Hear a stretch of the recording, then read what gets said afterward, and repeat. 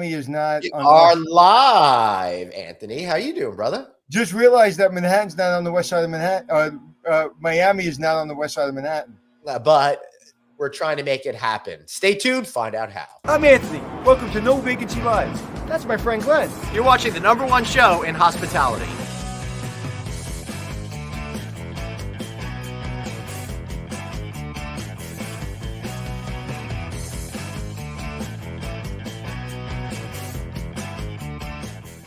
Hey, everybody. Welcome to No Vacancy Live. My camera's being a little bit silly over there. We got Anthony Melchiori in the house. I'm Glenn Hausman.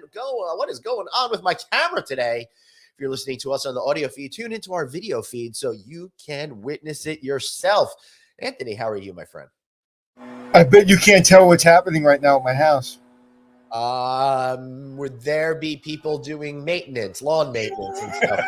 Somebody's mowing my house right outside my window. But if it's not so bad, I will tell you that Miami and Fort Lauderdale are not on the west side of Manhattan.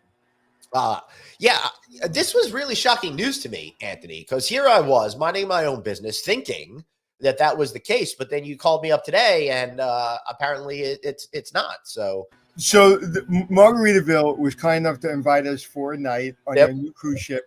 And for some reason, I thought it was coming out of Manhattan, which is fine because I can make it Thursday for overnight, but I can't make it down to Florida Thursday morning, whatever. Mm-hmm. So the whole time I'm like, hey, Glenn, are you going Thursday? We haven't really talked about it. And he said, we did talk about it.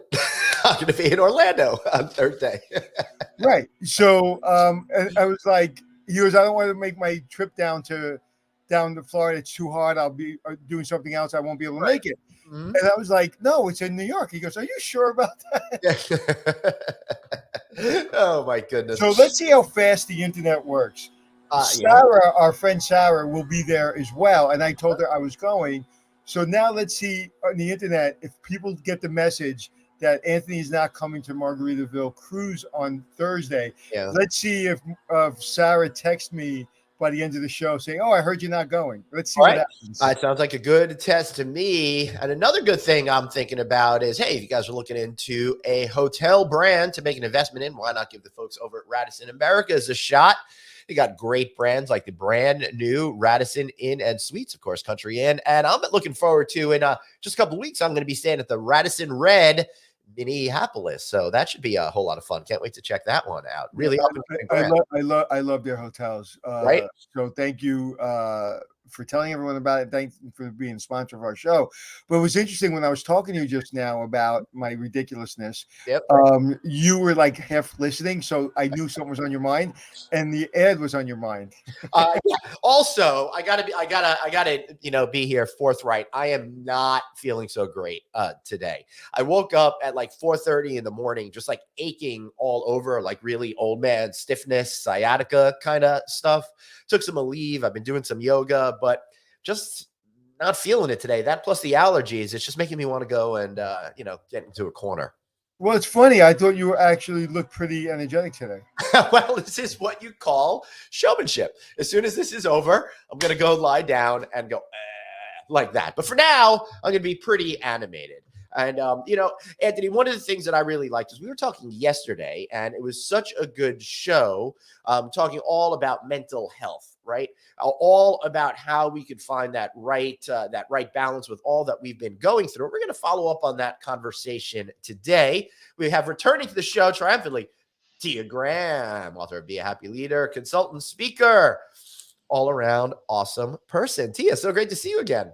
Thanks for having me back. So you changed your background somehow. Is it a new office or something's changed? Yeah, so my office is under renovation right now. There was a giant storm, water got in. So I'm back in it in a week and a half. So I'm actually borrowing my husband's office right now. Well, I just want to hear how impressed you were that I noticed that. Yeah. Oh, thank you. Well, you commented on my beautiful rainbow bookshelf and everything else. So thanks for noticing. So, Tia, yesterday we talked to Dr. Aaron Berman at the National Institute of Mental Health, and we were talking about how there's a lot of people that are stressed out. They're easy to anger right now. One of the issues that I'm dealing with is I just feel this perpetual exhaustion, and it's getting much harder to focus, all of that kind of stuff. Oh my goodness, I forgot to do. Tia, before I continue, we've got an official graphic for you since you're going to be semi-regular over here. Tuesdays with Tia. Sorry about that. Love it. We have no music. That's why I realized I should probably have made a video. I'm gonna turn that into a video for next time, and I'll add some music to it. Tuesdays with Tia. Yeah. So Tia, we were talking all about the issues that we're facing right now, and it's a long, tough slog. I feel exhausted. I'm sure there are a lot of leaders out there that are dealing with this, but they're trying their best to put on that happy face to make sure that they're still doing what they did, but they're probably having to dig deeper than ever in that reserve well. How are you seeing it when you're out there talking with people? Yes, I'm seeing the same as you and hearing the same. And, the word that Adam Grant coined is this idea of languishing, where people aren't thriving, might not be clinically depressed, just somewhere in the middle. And it's been such a long haul. And so, I was actually just talking to a hospitality executive yesterday, and something that they said is that people are struggling to stay connected to their purpose. And there's a lot of questioning of, what am I supposed to be doing? I've always been in love with this industry, but it's been so hard for 24 months, and I'm having to motivate others, but how do and I loved your analogy of the well. So I would say, in addition to everything you said, that there's this desire to find more meaning, connect with purpose, and just feel aligned both with work and at home. And then I would say also just people struggling with continued energy and having vitality. I don't know if you guys are seeing that or hearing that too. Well, what's been really important personally since Glenn shared, I'll share gratitude. It has been my cornerstone. So maybe Sarah heard what I said before. I don't know, maybe. So Sarah's listening. So Sarah, let's see if you heard what I said before. So gratefulness. I just can't tell you. Languishing is a good word. I think that's a great word because a lot of people I know are languishing. But once I tap into my just being so grateful, and it could be the small things. I just was mentoring a kid that grew up in the neighborhood with my daughters, and I hadn't seen him in a couple of years. And I just said to my wife the other day, I said, "What happened to Christian?" And boom, he called me for some advice. And we were talking during COVID for a month. He went across the country with his friends. And I was like, how grateful are you to your parents to allow you to do that? Because 90% of the parents I know probably wouldn't let you go. And he said, Anthony, it can change my life. He goes, one, they became kings and queens to me, right? Because I was grateful that they would do it. And two, I saw how great this country is. And you know what he said to me? It was very interesting. He said that I can't believe how poverty-stricken this country is. Right. Is that in a lot of rural areas. So he got that. So that gratefulness will carry him through all the challenges in life. And I guess when I was in Honduras in the Air Force, I saw that as well. So to me, I have all the things I get everybody feeling, right? But what really kind of just gets me going, man, is just my gratefulness. It's just like nothing can really break that. Well, that's fantastic. And for everyone listening, if you don't have a formal gratitude practice, I definitely start one. I tell all the leaders that I work with at least 2 or 3 nights a week before you go to bed, just write down, 3 things that you're grateful for.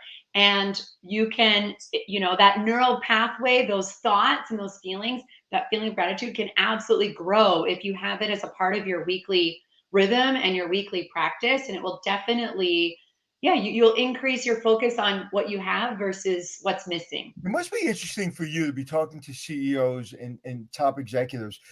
Are they kind of like, I've dealt with everything in my career. I haven't dealt with this. And I really forget about being grateful, forget about being a happy leader. I don't know what to do. Oh, interesting. No, I think that the I would say CEOs, COOs, even like VPs of sales that I talk to and work with, and even the people leaders, that they say this feels like other down times, like they're recalling, the financial crisis, or recalling back to when there was other really, really challenging times, that there's differences, but it feels cyclical versus to people that maybe haven't gone through long downturns, even though things are coming back now. But that's sort of more what I'm hearing, that they're like, oh, it just feels like another sort of cyclical down. Hmm. Glenn? That's fascinating that they're looking at it that way. So I guess that frames their whole perception about how they're trying to approach it. What are some of the common approaches you're seeing out there, and are those folks doing the right thing, or could they be tweaking their behaviors in order to be able to find more of a positive space and replenish that well at the same time? Yeah. So are you asking what they're doing personally or what they're doing for their teams within?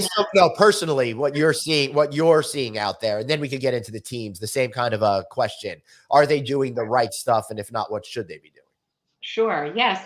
So, what I've been hearing and seeing is that leaders are holding on to some of the practices and rituals that they did when things were slower and when they were working from home all of the time. Right. So there's more boundaries between work and home, and there's a more focus on presence. Because obviously when things were slower, you had the ability to be more present, maybe with friends and family, because it wasn't 24/7, a million things firing at you at all times.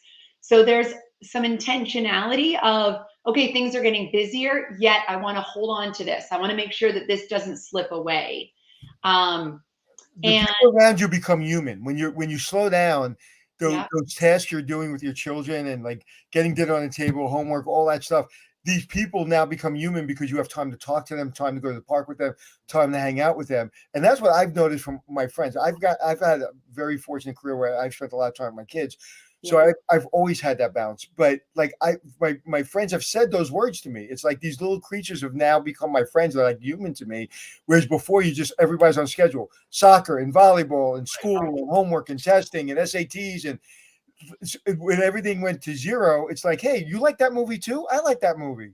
Mm-hmm. Yeah, absolutely. And the schedule, I mean, it depends if you're on property in a regional or corporate office, depends what type of organization you're working in. But the schedule is more fluid, and I think there's some leaders I'm talking to that early on they went for a run in the middle of the day, and it's not that they're doing that every day now, but they might do that on Fridays. Right. So there's some of that, just fluidity between work and life. I think that Tia, I'm happy to report that I just came from the supermarket because I'm going to make a mean jambalaya tonight, and I wanted to stock up early. So yeah, so nice. you got to have that balance over there. So for people that are in the executive level, then, and they're working from home frequently, sometimes getting back, but I still see a lot of people getting back to traveling and stuff.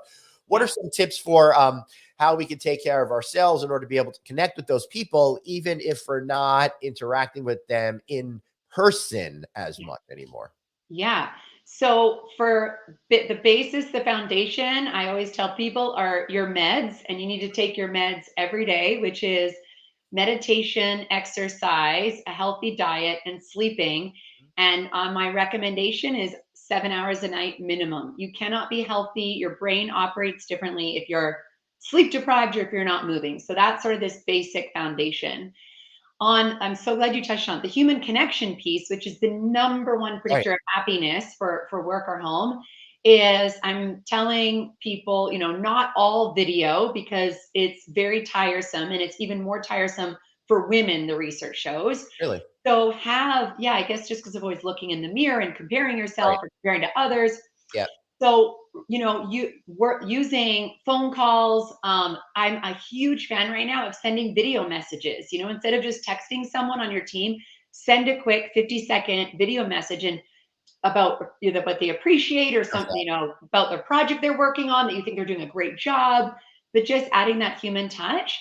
And I'm also suggesting to executives is use snail mail also, which sounds super archaic, I know, Also, though. but handwritten notes, Yep. nobody does it anymore. So whether it's clients, people on your team, just for that connection too, because you're gonna stand out and you're gonna really surprise someone.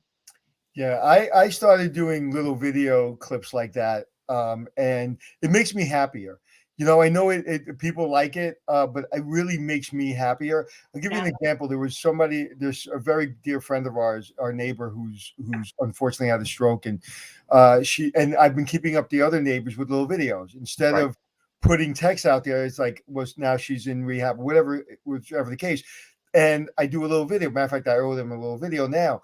It's like I just get joy from it, and like I was telling Glenn yesterday, I'm a person that like runs away from people, and like lately I've been running towards people and needing more of a connection. Yeah. Yes. I can't picture you being a person to run away from people. I guess I don't know you well enough. You seem like, yeah.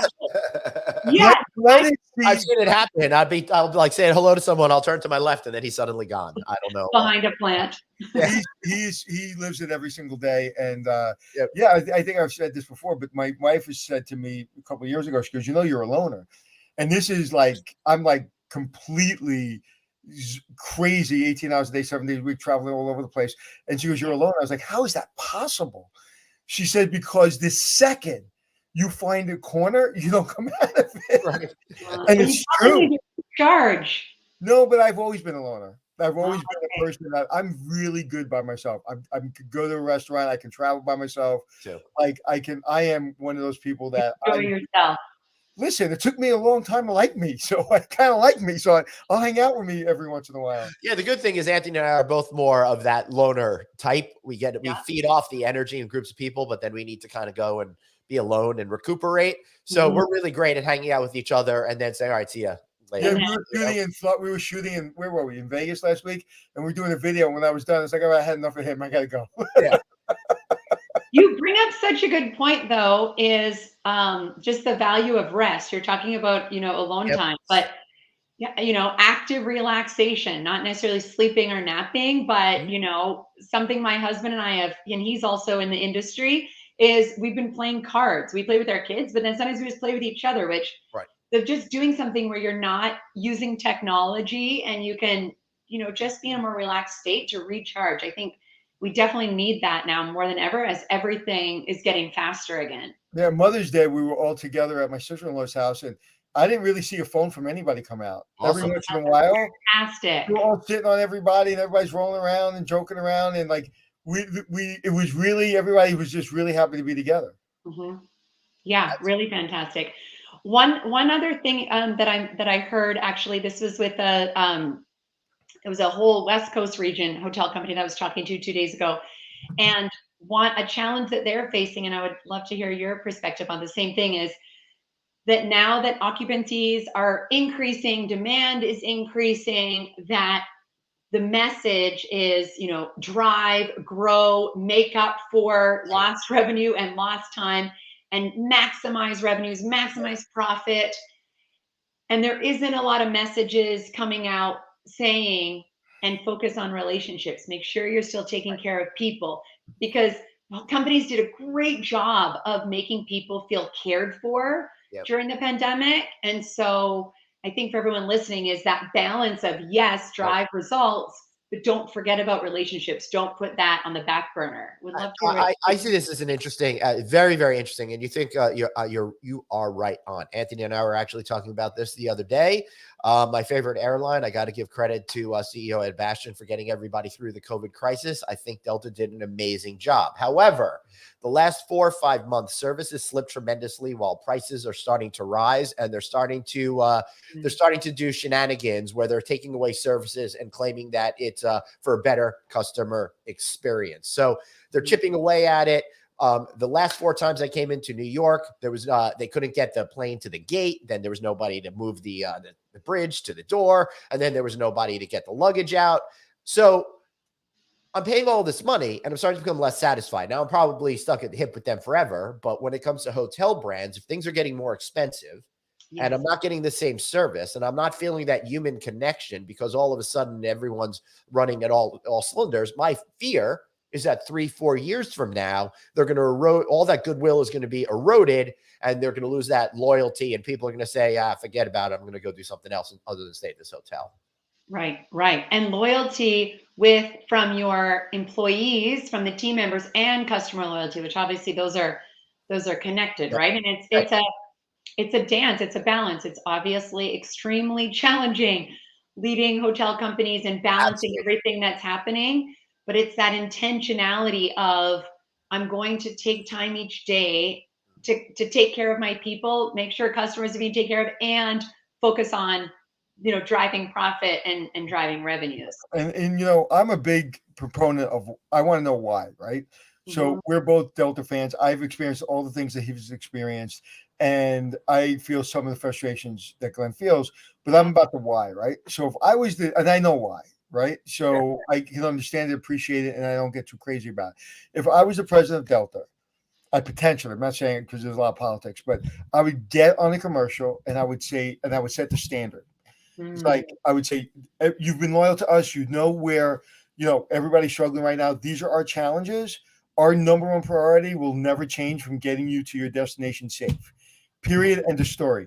That is our focus. That will continue to be our focus. We That's are great. having challenges Yep. in this area, and we're having challenges in this area. The one place we're not having challenges is safety, and we never will have challenges with safety. Yep. That would change everybody's on their head, change their mind, and everybody. Glenn, would that help you if he did that? It would help me because the airlines are so freaking amazing at delivering safe service that the thought of anything going wrong is just not there at Right. And then all. getting into the lounge 3 hours before. Like, one of the problems is I tried to get in the lounge to do our podcast. I got up early, did what I had to do in Vegas, a couple meetings. Then I jumped early to the Vegas airport to do our podcast. And when I Right. got to the Delta Lounge, they wouldn't let me in because I was 3 hours early. And I said to the woman, I don't normally like this. I said, "Are you kidding me?" I was like, "I'm in this lounge more than you are." Yeah. It's, I'm shocked at that, actually. Yeah, and I had to do the podcast from the terminal. And I got over it in a second, but it bugged me. But then they're like, well, it's for convenience, which is understandable because those areas are getting so packed. So I understand that that's why they're doing it and they're implementing it. It's always been there because it happened to me years ago, but they're implementing it now because it is overcrowded, which is a good thing to have when we're coming out of a pandemic where nobody can travel. So that's what I'm saying. Gratitude and the why. I want the why. And we said it yesterday that, I don't think, I think we're playing a Jedi mind trick with people that prices are going up, service is going down. What are you talking about? Right? No, it's happening. Right. It's Come just out and say explaining it, get out in front of information. it. I go back to the guy from, what was it, Pizza Hut or Domino's? Yeah, when he said the pizza sucks and they redid the pizza. Right. He goes, hey, our pizza sucks. We know that. We're Yep. going to get better. And then somebody at the end of the commercial goes, no, you didn't. And he goes, yes, I did. And the stock price went through the roof and everything got better. Like, I think we need to just square it away with people. I am not taking any big trips this summer. My daughter asked me the other day, I was like, I'm not doing it.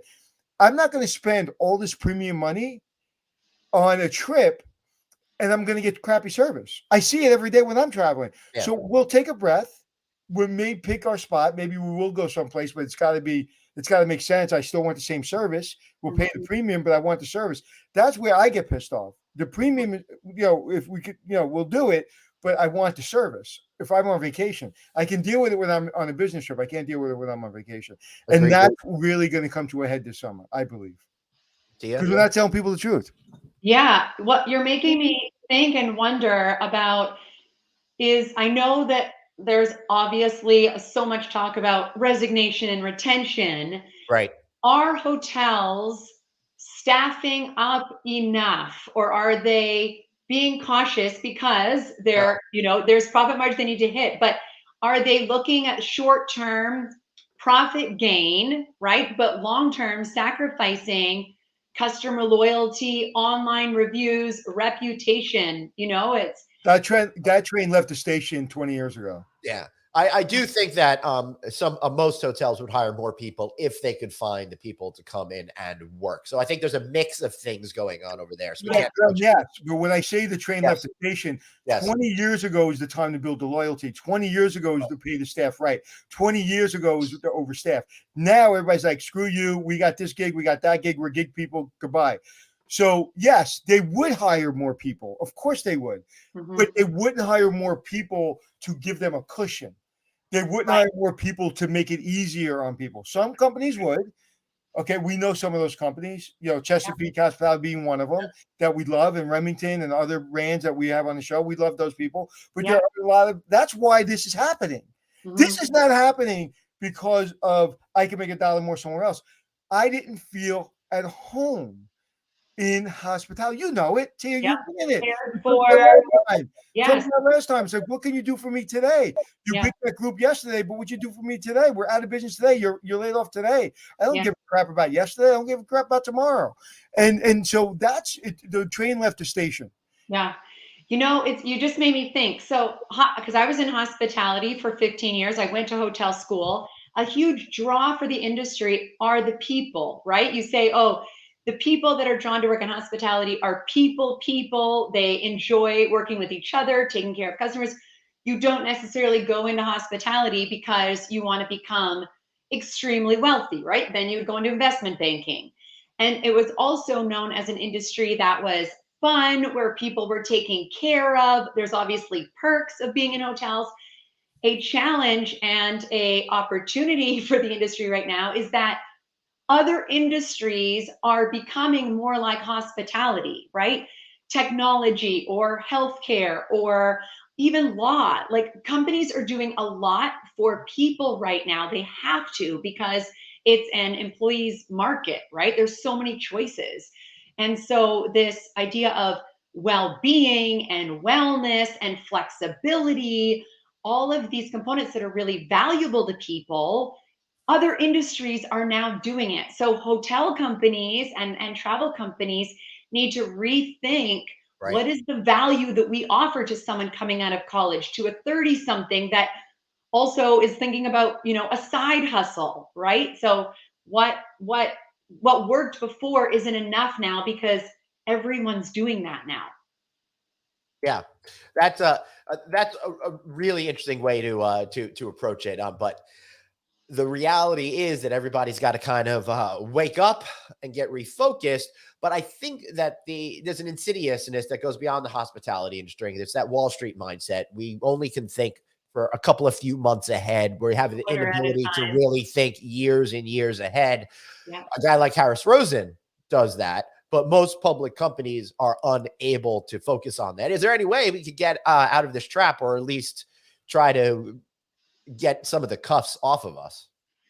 Yeah, I mean, I think if you look at the research the research that directly shows the, companies that have really high employee engagement and loyalty outperform, right? So Right. of course, if you own a company, what do you care about? You're caring about the financial results, absolutely. But if you can connect the morale and engagement of employees to business results and see that over time, those companies outperform ones that don't necessarily prioritize morale and employee happiness.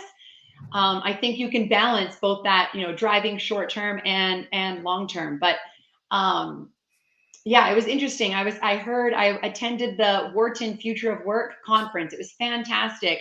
And a lot of what the CEO of Microsoft was saying was about this empathetic, vulnerable, authentic type of leadership.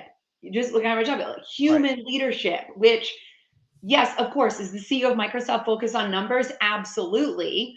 But he was also talking about he is having to be more human and vulnerable and real with his team than ever before. So if Microsoft is focusing on it, then I think, I think that's for everyone. That's good news. I thought they were just focused on trying to get me to upgrade to Windows 11. So I find it interesting that being a normal, authentic, vulnerable person is trending. yes. Like that's like I the greatest comment I ever had was when somebody said to me, I don't know, and this person did not like me, and they were like they like working for me, but I don't think they like my personality. And they said, I want to work for you for a long time. And I said, why? And they said, because I don't know where you're going, but it seems like fun, and because because I'm authentic and I'm vulnerable and some days I'll turn around and go, oh my God, I have no idea I screwed up. I'm sorry. Like to have somebody in a position like that, and a lot of CEOs and a lot of presidents and general managers, they're like, oh, I have to be more authentic. I have to be more vulnerable. I have to be, I have to be there and talk and show that I'm human and I use the bathroom like everyone else.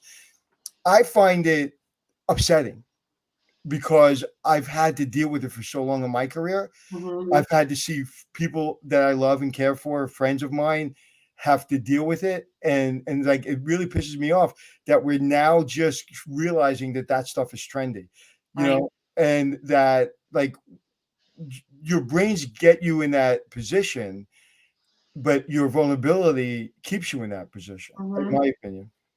Yeah. I mean, you're making me think of people that I worked with when I was in the Hawaiian Islands, in New York City, that they definitely had a work personality, and it is almost Right. like a mask, right? You would think this isn't how they act on Sundays, That's right. with their friends and family.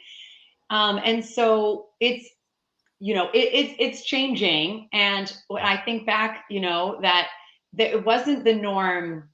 I don't know. I don't think 15, 20 years ago where everyone acted authentic at work, right? There definitely was this, I don't know, this like suit you put on, You know, literally and figuratively. especially in sales, especially in your arena, Mhm. because your operation will be falling apart, but you got to sell that company that we have the best. We're great, and again, and then you go back and you work on getting it better. So I'm not saying salespeople are lying, but it's a very challenging position to be in.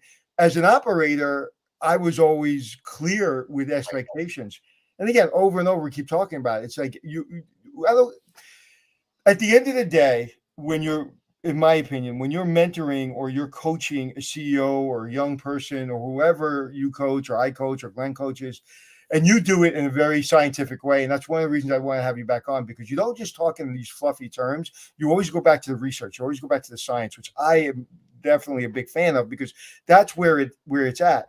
And at the end of the day, your why has to be updated every day or every week or every month. So if you're languishing, if you're depressed, if you're feeling isolated, you're feeling you're not making the next move, I always go to my gratitude. And once I get my gratitude under control, I always go back to my why. Hmm. And those are the only two personally, because I'm not a robot. Those are the two things that keep me, from, calling you in the middle of the night and saying, what the hell do I do? Which I may do next week, by the way.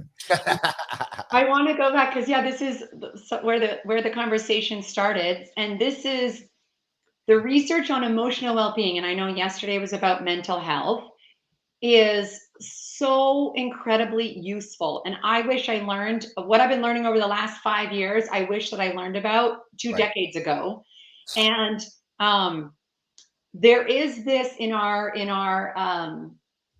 driver achiever culture, Right. which I am a driver and an achiever. So I'm talking about myself, and I'm sure a lot of people listening as Oh, well. you're definitely not speaking about me. That's for Yeah, no, there is there are expectations that we put on ourselves, that we achieve, that we feel certain way, and that we present ourselves with friends, with family, with clients. Yep. And that, it's like the idea that we are strong and we are good, right? Right. We are okay.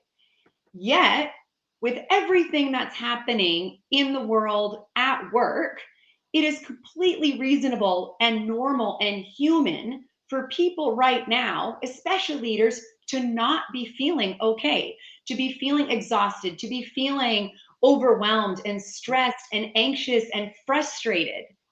Absolutely. If you're not, I think you're probably not, truly being authentic and the Right. feeling. And so what positive psychology teaches, in when you're having these painful emotions, is to not feel bad for having them, because a lot of times we create a second level of suffering within our mind, Right. within our psyche, of, oh, I must be doing something wrong because I'm really anxious. I've been Yeah. anxious for 2 months. I must be doing something wrong. No, you're not doing something wrong. You're a human being going through a really anxious, time right now at work and at home. Right. And the research also shows that when you are feeling this pain and, struggling, is give yourself permission to be human. Talk to someone about it, whether it's a friend, a colleague, family member, or hire a coach, hire a therapist. There's nothing wrong with that. And I think, you know, high level executives around the world have coaches, have people that help them. And then also the research shows that, journaling about what you're going through And the research on men journaling is even more profound than on women, maybe because women talk more. I don't know. Probably. But yeah, so yeah, I think the last thing I'll say is that, and I sometimes get in this trap also. It's a mental trap of when I'm feeling difficult emotions like anger or frustration or anxiety, is I question myself, and there's a voice that says I must be doing something wrong or I'm not doing things Right. right. And recognizing that and then changing that narrative of saying, no, there's something painful happening. What can I learn from it? What do I need to change? As opposed to feeling bad about yourself for feeling that way. Yeah, and I think that a lot of that comes from, not a lot, but I've seen it even raising 3 children, 3 daughters, is they don't want the answer. They just want you to listen. So one of the reasons I don't share my internal things that I work on is I don't want your advice. Like, I'm going to figure it out, and I will ask for your advice when I'm ready. But if I just say something and then all of a sudden somebody spends 10 minutes giving me their opinion, that just gets me really crazy. Like, Right. now I'm thinking I definitely did something wrong. Now they just said I should have done that. Shit, I should have done that. So now I learned it by having 3 girls who are now 3 young ladies. Just listen. I just went through this yesterday with my daughter. We were driving in the car, and I just listened. And at the end, she goes, I'm very uncomfortable. You're not saying anything. I go, oh, can I tell you? Can I respond? She goes, yeah, because she's told me so many times, like, just listen. So I was just listening, and I wasn't like quiet on purpose, like say, see, I'm just listening now. Like, I literally just Listen. didn't want to react because I didn't want to upset her. And she goes, no, I want your opinion. I gave her my opinion, or gave her some advice. And I find a person in your position is so valuable, so much more valuable than medicine and even exercise and everything we talk about, eating healthy. Having someone that listens and then gives you valuable information that is based on science, I think, is the most critical thing we could be doing for people right now. And we should have Tuesdays with Tia. Yeah. No, it's so critically important. And you just said so, especially for men. And Glenn, maybe you talk more about it than I do, and you're more public about it than I am. But like, men, According to my family, by the way, men typically don't admit what they're feeling, but I never realized that it's because you don't want to feel you did something wrong.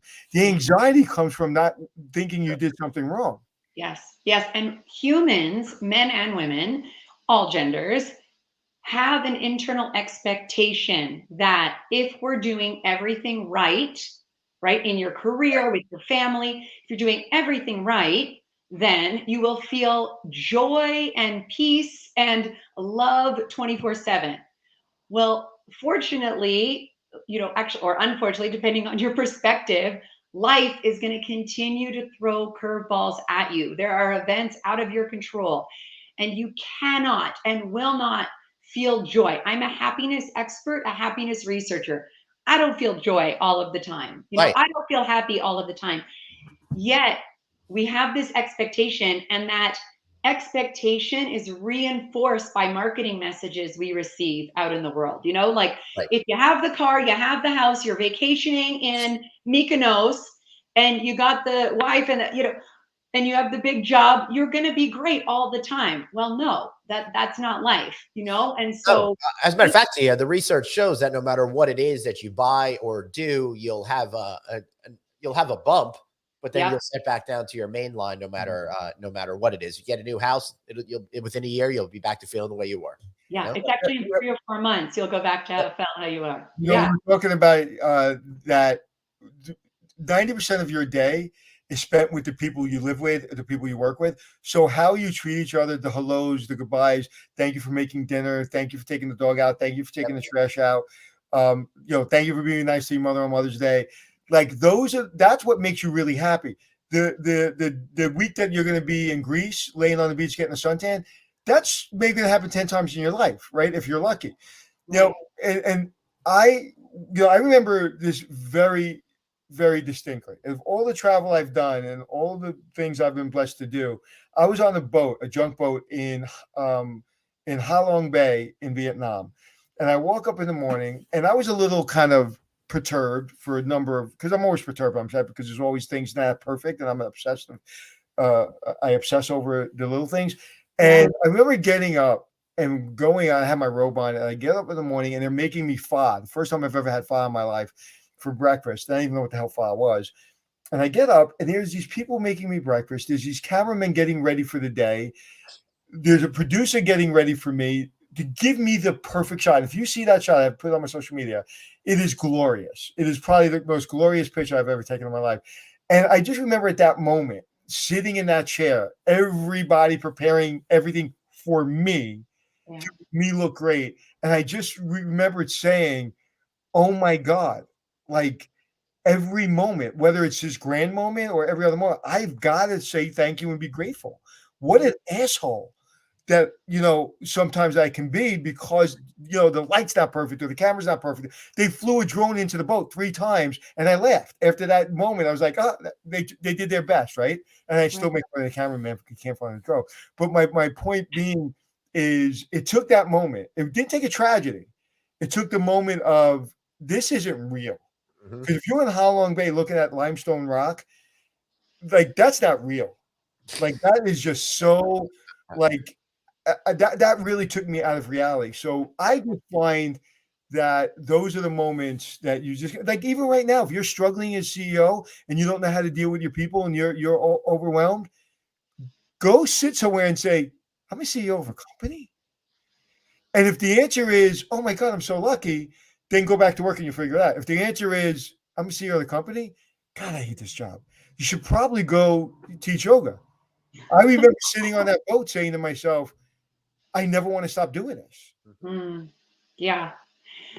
I don't remember I mentioned this on the last episode, but I also believe a key to happiness and a key to contentment and satisfaction with life is remembering and reminding yourself daily, if you can, that you're mortal.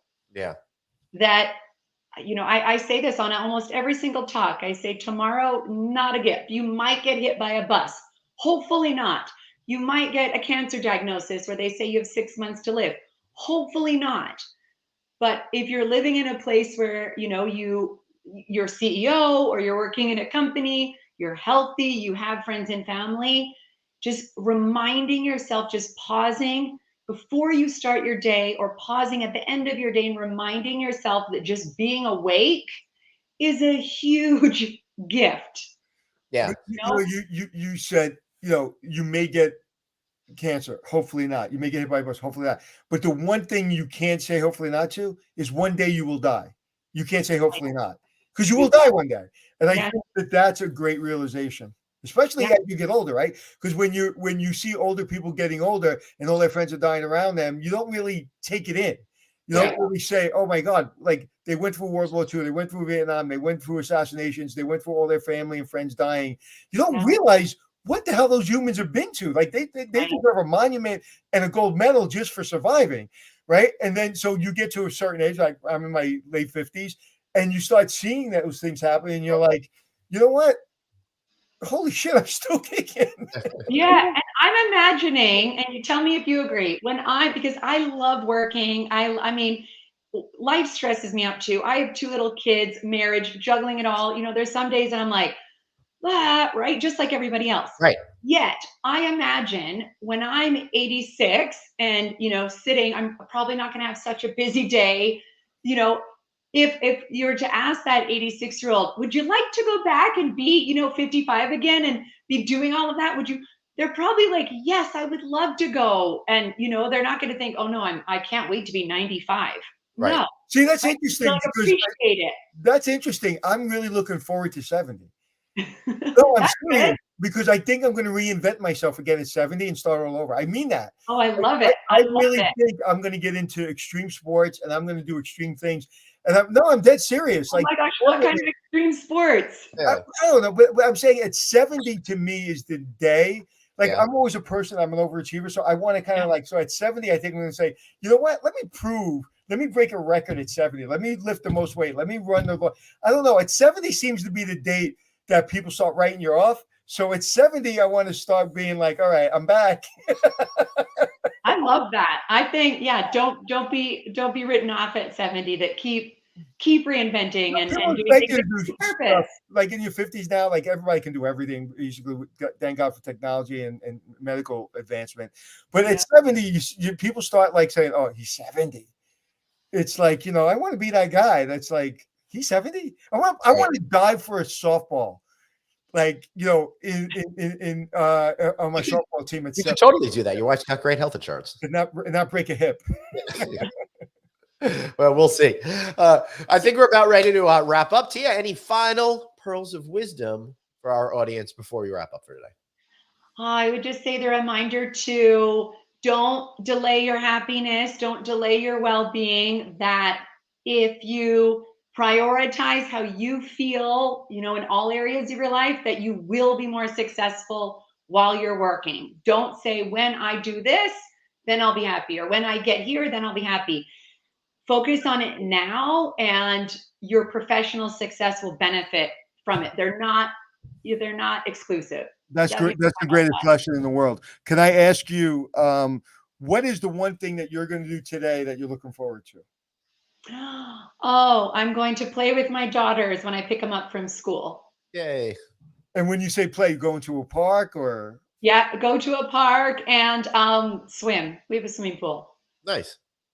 That's unbelievable. But you're looking forward to that. That's what gets you through, right? Some of the things that you have to do today, like talking to Glenn and me. This made me really happy too. You said later on. So, of course, the book is called Be a Happy Leader. Stop feeling overwhelmed, thrive personally, and achieve killer business results. You find it at Amazon.com and wherever finer books are sold. And probably where crappy ones are sold too, but Tia's is not one of those. And I think if I could just throw this out there, sorry, Glenn, can I just throw this out there? Yeah. Everybody looks at a bank account. Everybody looks at your car. Everybody looks at your home. Everybody looks at what you've achieved in your business, right? If everybody valued happiness like they value money and they value cars and homes, how do we do that? Like, how do we make happiness more important than a bank account or a stock? I mean, I think it's the ultimate currency. It's what people want, right? They're going for the cars, more money, in the pursuit of more happiness. Yep. So it's just the reminder that you don't need the car to get there. Yep. That's true. And that's the type of thing I think we remember when you're 86 there, Tia. So Suzanne, producer, remember, she said, happiness is the ultimate currency. We've got to quote that somewhere. Yeah. I'm writing it down right now. All right, cool. Tia, thank you so much. We appreciate you. We'll have you back soon. Thank you. Bye. So, yeah, Anthony, that was good. I'm really glad we're focusing on this mental health stuff. I wish somebody would focus on my allergy problems a little bit, so I wouldn't feel so. Well, it's something called allergy medicine. I think you can buy it at Dwayne Reed or something. It may be. I don't know. We don't have those Dwayne Reeds here. I'm just writing myself a little note. So we do have a CVS every 3 feet. I think there's more CVSs now than Starbucks out there. While Anthony's doing that, be sure that you check it out. Download the podcast on Apple Podcasts, iHeartRadio. You can visit novacancynews.com. And if you like our audio version, want to watch us on video, you could find us plenty of places online. Of course, he's at Anthony Hotels, and I'm at Traveling Glenn. So what's one thing you're looking forward to today that you're going to do to make you happy? Honestly, lying down, because I am just feeling Oh, that's right. I forgot. You did such a good job of making me believe you feel good that I forgot. Yeah, man. Well, what are you going to do? That's what you got to do, right? Nobody has the luxury of being able to be a big complain. So you gotta. Well, no, you can complain, but 90% of nobody wants glad that it's not them. Exactly. I don't want to turn into those old Jews that talk about how much my pain hurts more than their pain. So my doctor's so good. I have such a good doctor. I have the best doctor you've ever seen in your life. You know how good he is? How good is he? He's so busy. I haven't met him yet. That's an old Jackie Mason joke. That's great. All right, everybody. Thank you so much for being here. We will be running a pre-recorded show tomorrow as I'm going to be on an airplane. But on Thursday, Anthony, I'm gonna be live from a Wyndham Vacation Club property. We're gonna talk all about timeshare. That should be a lot of fun. And then, dude, Saturday, Skal, we're getting a Leadership Excellence Award. How cool is that? You're an excellent leader. Excellent. All right, everybody. Thank you so much for watching us time and time again. Remember, you've got one life, so blaze on and Be kind to yourself. see you guys soon. Happiness is